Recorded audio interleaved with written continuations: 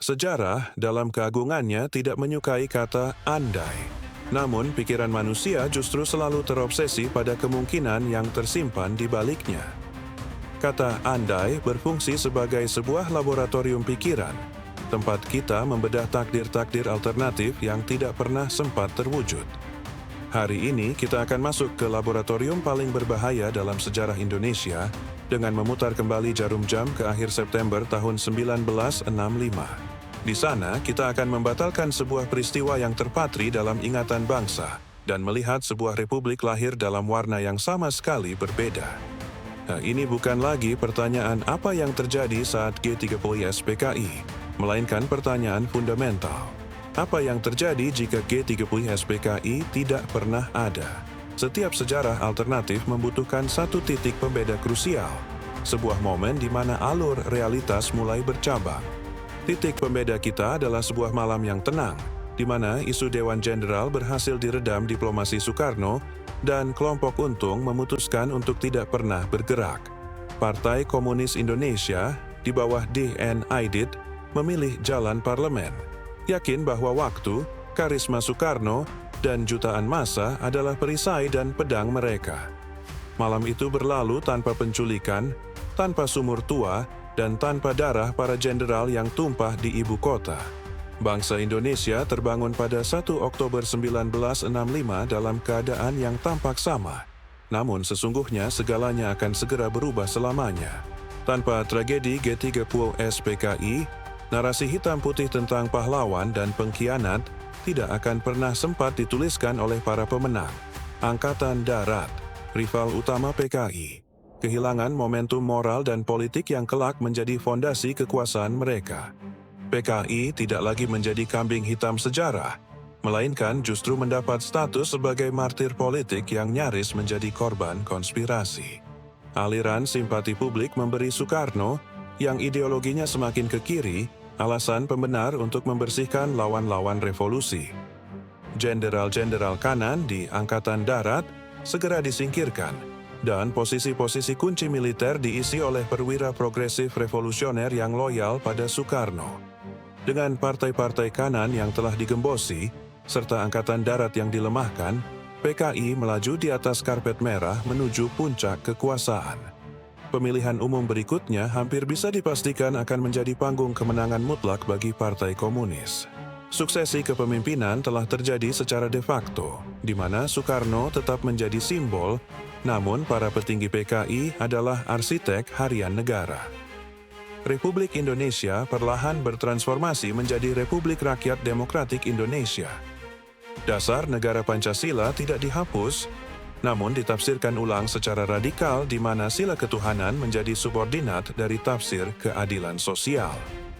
Fajar berwarna merah akhirnya benar-benar terbit di atas cakrawala khatulistiwa, menandai sebuah era baru. Revolusi sejati dimulai dari perut rakyat, sehingga program utama yang digulirkan adalah agenda land reform yang telah lama tertunda. Prinsip tanah untuk penggarap dijalankan tanpa kompromi, di mana tanah-tanah luas milik kaum feodal disita negara untuk dibagikan kepada jutaan petani. Program populis ini menjadi bahan bakar utama yang menggerakkan mesin revolusi hingga ke pelosok desa.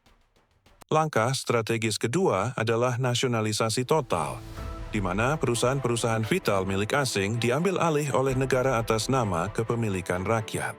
Sektor publik seperti pendidikan dan kesehatan mendapatkan prioritas anggaran tertinggi dan digratiskan sepenuhnya untuk semua lapisan masyarakat.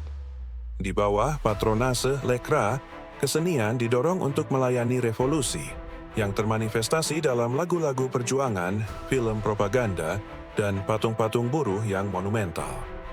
Wajah Jakarta tidak lagi mencerminkan warisan kolonial, melainkan dirancang ulang untuk menjadi etalase sosialisme di Asia.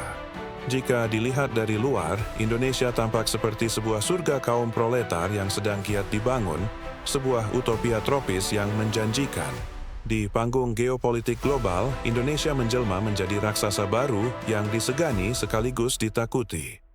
Poros Jakarta-Peking diperkuat lebih jauh lagi dengan poros Jakarta-Moskow dan Jakarta-Hanoi.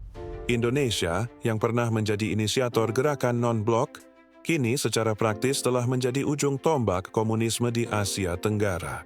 Kebijakan konfrontasi dengan Federasi Malaysia tidak pernah berhenti, bahkan eskalasinya semakin memanas. Amerika Serikat melihat perkembangan ini sebagai bencana strategis terbesar, di mana teori domino yang mereka khawatirkan telah menjadi kenyataan pahit. Dengan Vietnam dan Indonesia yang kini berwarna merah, embargo ekonomi total segera diberlakukan oleh blok Barat. Australia mengubah dirinya menjadi negara front terdepan dengan pangkalan-pangkalan militer Amerika diperkuat di Darwin. Kawasan Asia Tenggara sontak menjadi papan catur paling panas dalam Perang Dingin dan Indonesia adalah bidak rajanya. Akan tetapi, proses membangun surga di muka bumi ternyata jauh lebih sulit dari yang pernah dibayangkan. Sistem ekonomi terpusat mulai menunjukkan masalahnya, di mana nasionalisasi tanpa manajer kompeten menyebabkan produksi anjlok. Embargo dari Barat dan ketergantungan pada blok Soviet Tiongkok menciptakan berbagai krisis baru. Di dalam negeri, suara-suara sumbang yang tadinya berbisik kini mulai terdengar semakin jelas. Program Land Reform yang populer awalnya kini memicu konflik horizontal berdarah di tingkat desa. Kebijakan kolektivisasi pertanian yang meniru model Soviet gagal total, menyebabkan produksi pangan runtuh dan ancaman kelaparan mulai menghantui. Kebebasan sipil runtuh saat surat kabar non-komunis dibredel, partai-partai oposisi dibubarkan, dan organisasi keagamaan diawasi secara ketat. Tokoh-tokoh agama yang kritis dicap kontra-revolusioner, untuk kemudian ditangkap, diasingkan, atau dibungkam selamanya.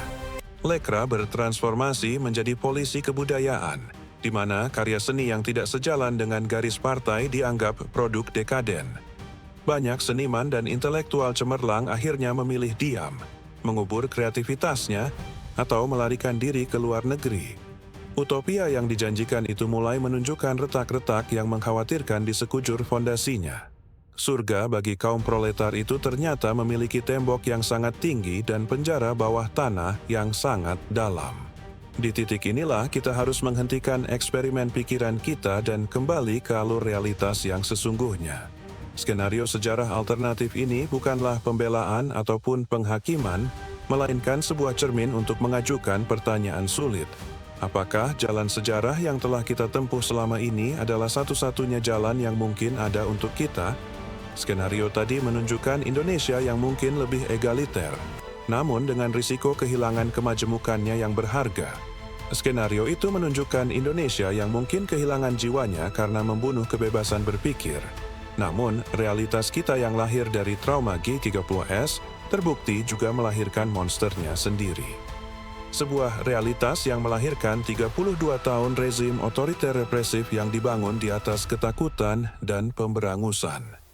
Sebuah pemberangusan total terhadap ideologi kiri yang dilakukan secara membabi buta dan meninggalkan luka sejarah yang mendalam. Sejarah pada akhirnya seolah hanya memberi kita dua pilihan yang sama-sama terasa brutal dan menyakitkan.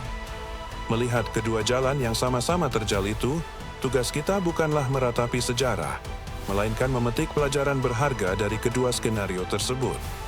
Sebuah pelajaran bahwa utopia, dalam bentuk apapun, yang coba dipaksakan melalui kekerasan, akan selalu bermuara pada distopia.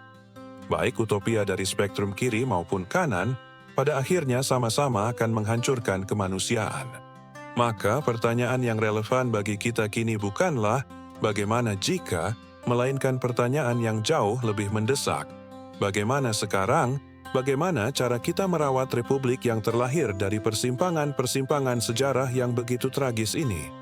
Jawaban atas pertanyaan fundamental itu tidak akan pernah bisa kita temukan di dalam laboratorium pikiran manapun. Jawaban itu hanya bisa kita temukan dan kita perjuangkan di dalam tindakan nyata kita di hari ini.